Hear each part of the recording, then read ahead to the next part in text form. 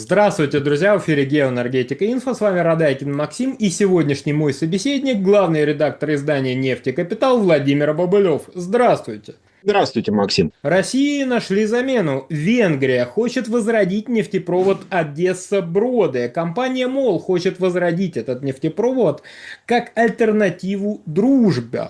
Владимир, такой вопрос. А что это за нефтепровод? Почему он до сих пор бездействовал? И как он может спасти Украину, особенно нефтью? И чьей нефтью? Тут главный вопрос, а как он до сих пор вообще жив, этот нефтепровод? Дело в том, что история его уходит в корнями в глубокое прошлое. Он был построен, дай бог памяти, 24 года назад, насколько я помню. По-моему, его запустили, ну как запустили, то есть сказали, что он готов в 2021 году.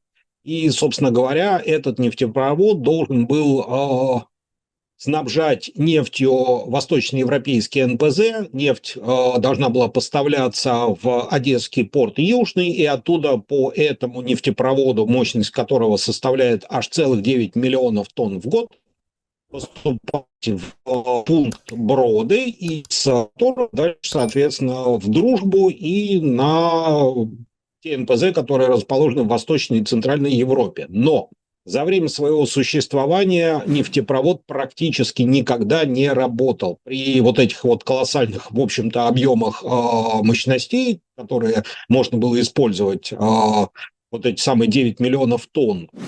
Причем, кстати, к вопросу эти самые 9 миллионов тонн, в общем, решают потребности поставок тем потребителям, которые заинтересованы в его возрождении, потому что там, насколько я помню, им требуется 5 миллионов тонн. Но за все время работы этого нефтепровода прокачано через него было 1,5 миллиона тонн всего лишь. Потому что проект получился, ну, скажем так, мертворожденный, и, собственно, то, что он не работал, ну, обусловлено его экономической нерентабельностью в том формате, в котором он существовал. То есть, соответственно, поставки из Одесского порта через Украину на запад Украины и впоследствии в Восточную Европу вышел нерентабельным. Ну, пока работала дружба, соответственно, Транснефть и так справлялась с поставками, были объемы, были мощности, и, собственно говоря, поставлять можно было и без всякой Одессы и Бродов в том числе.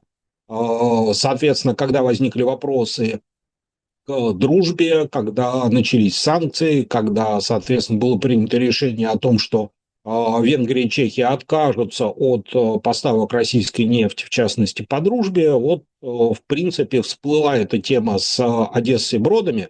Другое дело, что здесь опять же возникают вопросы, ну, прежде всего, вопрос технический. Трубопровод, который не работает столь долгое время, а в каком техническом состоянии он находится, и, соответственно, сколько денег нужно будет вложить для того, чтобы он нормально работал. Потому что, ну, наверное, я предполагаю, какая-то технологическая нефть, возможно, в нем была, возможно, что-то там делали даже с НПС-ками, то есть как бы с насосными перекачивающими станциями, возможно, там что-то смазывали, даже иногда запускали, но поймите правильно, трубопровод, сделанный из металла и даже с каким-то антикоррозийным покрытием, который лежит пустой на протяжении 20 лет, ну, собственно говоря, он, наверное, постепенно превращается в металлолом, поэтому просто одна только дефектоскопия этого многокилометрового трубопровода будет стоить немало денег. А что она покажет, ну, тут, наверное,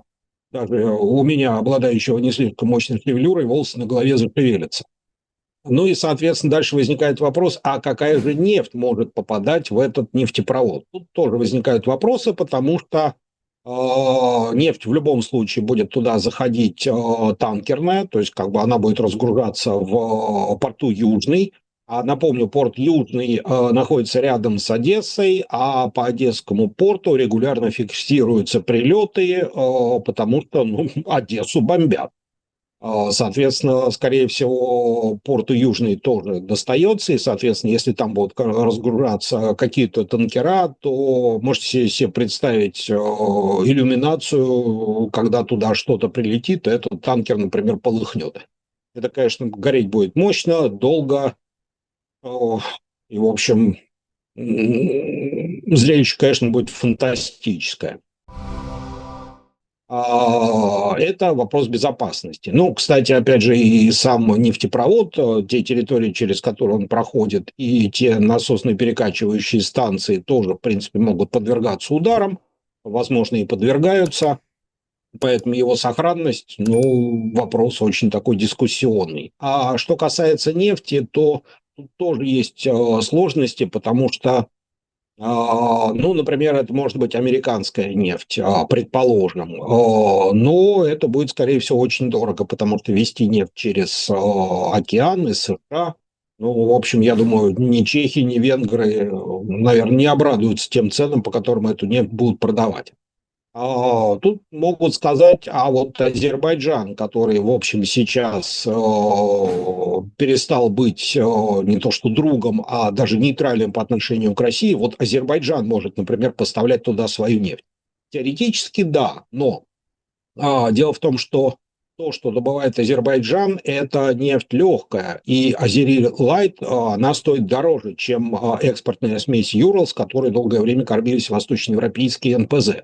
Поэтому, соответственно, ну, даже не знаю, с чем это сравнить. То есть это фактически использовать дорогое легкое сырье на производство продукта, который, в общем, убьет всю рентабельность этой самой сделки.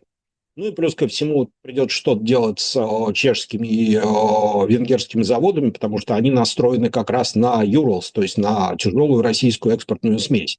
И поэтому Азери Лайт ни по техническим параметрам, ни по экономическим для переработки на этих заводах не подойдет. Значит, соответственно, что мы можем рассматривать? Ну, соответственно, американская сланцевая нефть, которая будет, наверное, дороговата в силу дорогой логистики.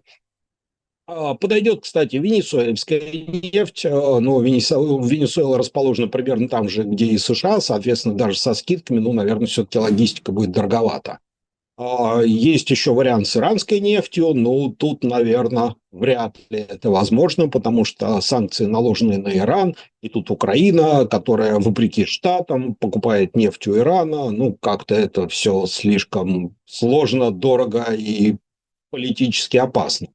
Можно, кстати, вспомнить и про Казахстан, но, опять же, с экономической точки зрения это будет не очень здорово, потому что, опять же, Казахстану, ну, с точки зрения экономической, значительно выгоднее поставлять свою нефть через КТК, собственно говоря, что Казахстан и делает.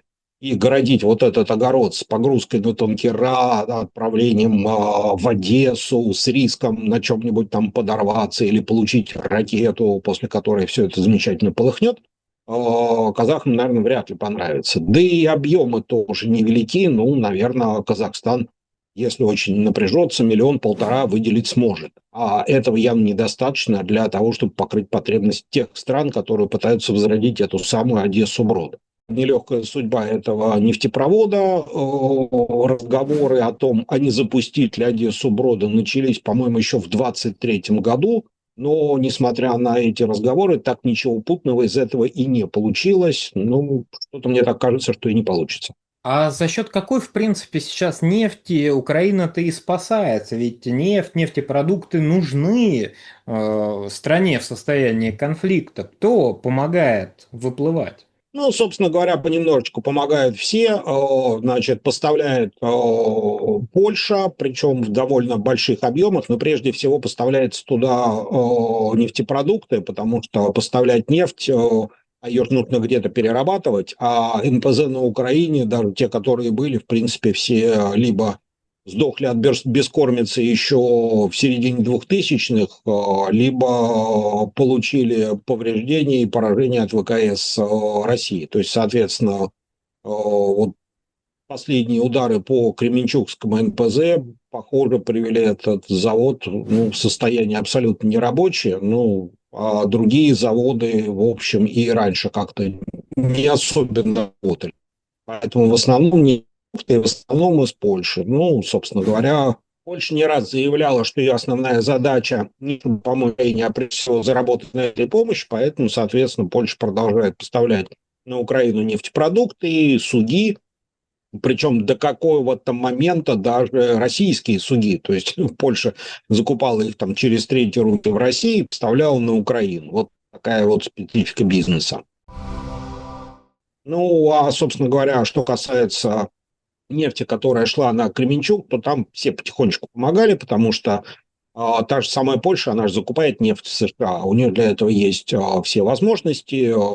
Большой порт Гданьск, который, собственно, должен быть загружен, и Польша работает над тем, чтобы загрузка этого порта была более-менее стабильной. Вот, собственно говоря, таким образом Украина и получает свои ресурсы. Кстати, порт Гданьск – это еще один момент, по которому вряд ли порт Южный активно заработает в качестве нефтяного терминала. Польша будет активно сопротивляться работе вот этой вот схемы, потому что, опять же, повторюсь, Польше нужно загружать свой порт Гданьск. Ну и, собственно говоря, ей значительно интереснее перерабатывать у себя ту нефть, которую она закупает, и поставлять нефтепродукт на Украину по хорошей цене. Как, в принципе, себя чувствует оставшаяся нефтепереработка на Украине, если она таковая имеется? Да на самом деле плохо она себя чувствует, потому что ее фактически уже и не осталось. То есть есть какие-то заводы, которые перерабатывают нефть в что-то похожее на нефтепродукты. Ну, в принципе, там, танковые дизели, они не так чувствительны к топливу, как европейские автомобили. Вот. И, соответственно, ну, Кременчугский завод, который, опять же, по слухам, даже производил классовое топливо, до этого лета. Но этим летом он получил, насколько можно судить по СМИ, а также ну, неким данным с той стороны, те удары, которые по нему были нанесены, ну, пожалуй, не позволяют ему дальше считаться перерабатывающим заводом. Ну, возможно, там что-то еще работает, но вряд ли он сохранил возможность производить классовое топливо. Соответственно, на в Украине по-прежнему осталась сеть АЗС, где продается в основном импортное топливо, причем по довольно высоким ценам. И такой вот вопрос, финализируя, а компании венгерской МОЛ вообще может ли быть такое движение интересное, либо это какая-то информационная интервенция? В принципе, Венгрия достаточно много говорит что-то по поводу нефтегаза в публичном поле. В частности, вот вспомним, как Венгрия сопротивлялась принятию 18-го пакета санкций.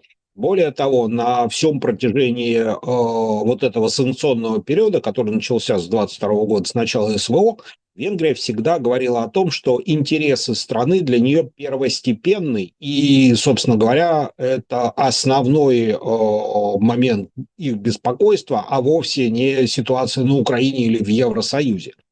И еще там в 22-23 годах Виктор Орбан говорил, что мы не подпишемся под там, борьбой с российской нефтью, с прекращением поставок по дружбе, потому что, ну, поймите нас правильно, мы заботимся о своей энергобезопасности. Наша страна не имеет выхода к морю. Соответственно, если вы перекрываете нам поставки нефти, будьте любезны обеспечить нам такой маршрут, по которому мы могли бы получать нефть, и чтобы это было рентабельно. А те проекты, которые мы предлагали в те года, то есть давайте мы построим за ваш счет нефтепровод там, от Германии или из Польши, а там нужно будет расширить нефтеприемную инфраструктуру в портах, но вы за это тоже заплатите. И, соответственно, по этому 700-километровому нефтепроводу мы будем вам поставлять нефть, только, извините, она стоить будет дорого, ну, потому что логистика сложная, вы уж нас поймите.